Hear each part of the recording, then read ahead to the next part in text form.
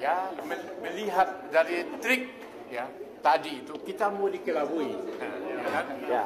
Jadi Presiden Joko Widodo mau mencoba mengakali kita dengan cara keluarkan kepres. Nah itu dia.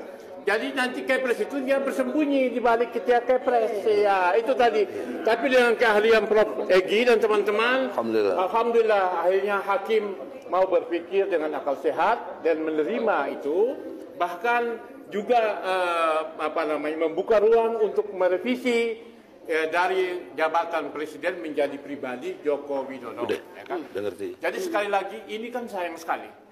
Tadi pagi Bung Rijal Fadila menulis tentang jasa palsu sama dengan presiden palsu. Ya kan? Nah mudah-mudahan ya kan pada sidang berikutnya. Ini proses sidangnya terbukti. Sidang terbukti ini, sidang terbukti bahwa jasa palsu sama dengan presiden palsu. Presiden palsu tidak boleh bersembunyi di bawah ketiak kepres. Ini kalau mau jahat aja, ya kan gitu ya. Kepres pun di bawah undang-undang. Kepres di bawah undang-undang, dia bisa mengakali seolah-olah kepres lebih tinggi dari undang-undang. Ada dua undang-undang HIR sama HIR dan itu dia. Jadi menurut saya sebagai prinsip mengajak kepada kita semua rakyat Indonesia, inilah konsekuensi jasa palsu, presiden palsu, akhirnya melahirkan presiden yang penuh dengan tipu-tipu. Sekian. Ini kemenangan rakyat. Yes. Rakyat menang. Satu, berhasil mengganti majelis. Itu ini bukan perjuangan ringan. Itu jangan dilupakan itu. Para penggugat sejarah semua berjuang. Kita semua yang hadir sini berjuang mewakili rakyat. Dan itu sukses. Majelis yang kurang benar, tidak benar diganti. Satu, kemenangan rakyat. Amin. Kemenangan rakyat kedua adalah bahwa Jokowi terpaksa harus nanda tangan. Itu kemenangan rakyat, memaksa Jokowi. Tanda tangan basah. Itu tanda tangan basah, ya. Yang ketiga, kemenangan rakyat di depan kita akan terbukti jasanya palsu. Insyaallah. Dan yang keempat, presidennya palsu. Buat dari boneka kayu. Assalamualaikum warahmatullahi wabarakatuh. Ya udah agak mendingan mikirin ini. Ini sudah masuk ke bulan keempat. Tapi ada hasil yang luar biasa hari ini. Hakim berani memutuskan mestinya seperti apa tuduhannya, gugatannya, dan wakil Jokowi harus seperti apa. Nunggu memasuki bulan keempat. Jadi strategi ngulur-ngulur waktu habis napas juga. Karena pengacara kita nggak mau main-main terus mundur. Tolong dipikir. Nih hakimnya besok diganti pecat lagi yang mutus. Bakal dimarahin. Karena kasihan hakim majelis yang pertama kenapa mundur? Karena ngusir Jokowi perwakilannya nggak benar. Dia mabok. Yang ini ntar dimaki-maki lagi nih. Atas saya dimaki-maki lagi. Saya nelfon. Itu siapa yang mutusin begitu? Jadi tolong doakan hakim yang ini walaupun menunggu 4 bulan untuk membuktikan sekedar ngasih lihat ijazah gua susah amat sih. Tapi kalau memang ada ya susahnya apa? Tapi tolong paham, kalau bukan berbohong ya bukan dia kan? Karena bawaan bawinya memang berbohong. Ini menarik, nggak sepele. Kalau sampai ketahuan dan harus membuktikan dia berbohong, 2, dokter andasnya ijazahnya apa, insinyurnya ijazahnya apa, nggak usah ngomong yang SMA lah. Terus lagi daftar ke KPU sebagai capres, ijazahnya apa? Jadi KPU-nya kena juga. Karena anaknya sekarang pun sudah daftar nggak benar diterima oleh KPU. Jadi mari kita rame-rame walaupun 4 bulan bersyukur. Terima kasih buat tim pengacara khususnya rekan saya Prof. Egy ini lanjut dan Anda diminta adil terus. Terima kasih. Wassalamualaikum warahmatullahi wabarakatuh. Semangat untuk semua rakyat Indonesia, terutama untuk emak-emak yang hadir tetap konsisten dan selalu istiqomah ada di perjuangan ini, di Jokowi palsu. Jokowi palsu atau ijazah palsu tetap sama. Yang jelas kita bangga dengan lawyer para advokat yang ada di samping saya. Beliau berhasil menerobos masuk sampai ke titik keberhasilan saat ini.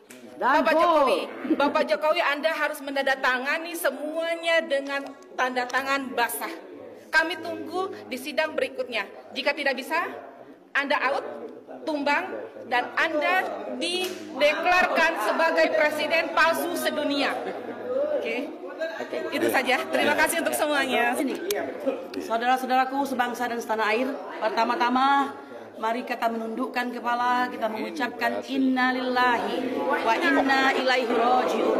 Telah berpulang ke rahmatullah salah satu bapak bangsa, ekonom ya, seorang legendaris, seorang begawan ekonomi yang hati dan jiwanya diperuntukkan untuk Indonesia tercinta hingga akhir hayat masih tetap garang menselepet atau apa? Menselepet ya orang-orang yang di dalam pemerintahan itu sudah melanggar daripada sumpah dan janjinya sebagai pejabat negara. Oleh karena itu sebelum saya ngomong, mari kita sama-sama membacakan Al-Fatihah. A'udzubillahi minasyaitonirrajim. Bismillahirrahmanirrahim.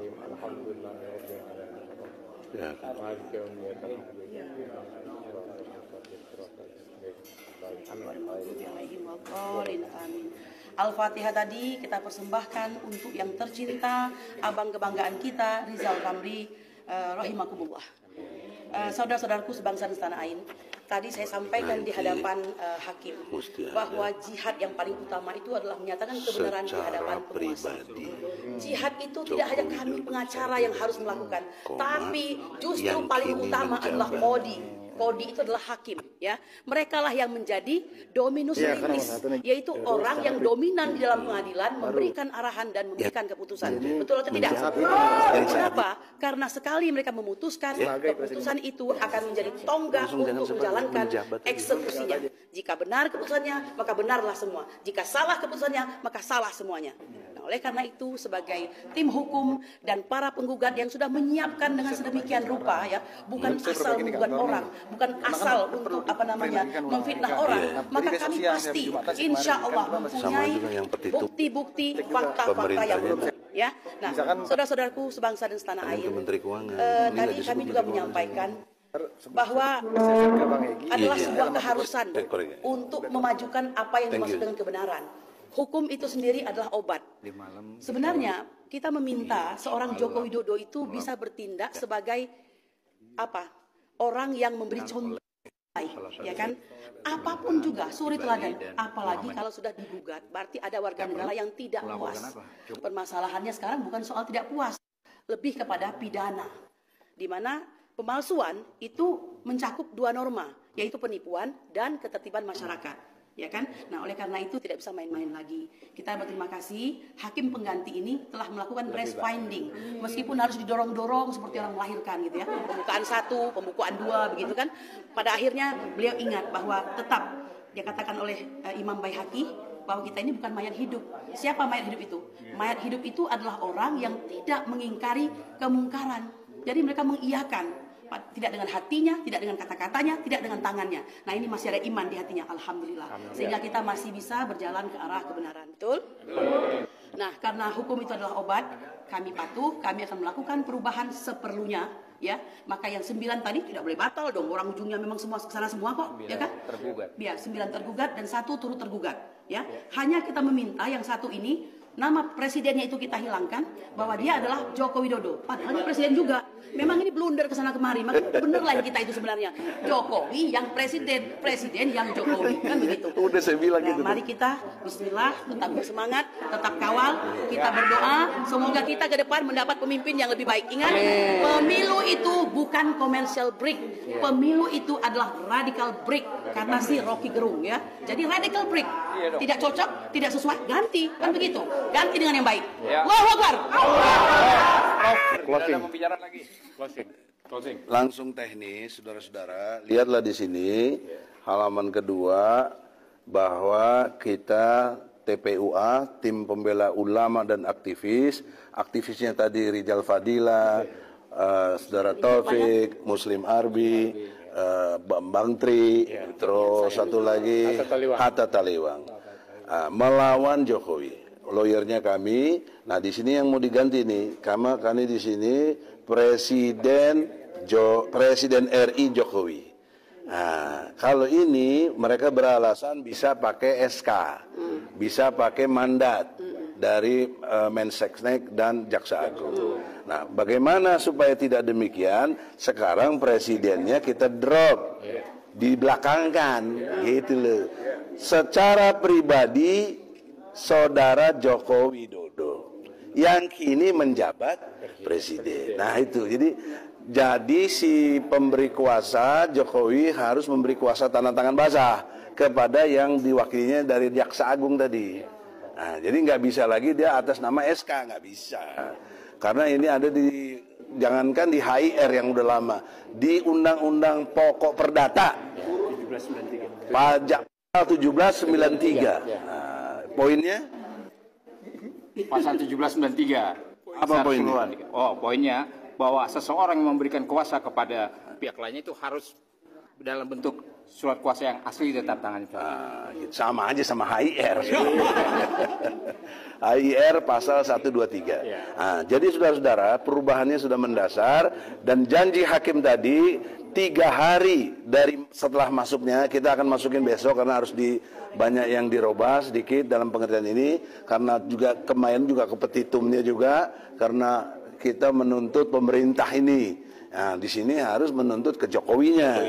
Nah, di sini ada Mahkamah, ada Menteri Keuangan. Kenapa? Karena Jokowi mengatasnamakan dirinya sebagai presiden. Jadi dia telah menyalahgunakan wewenang luar biasa.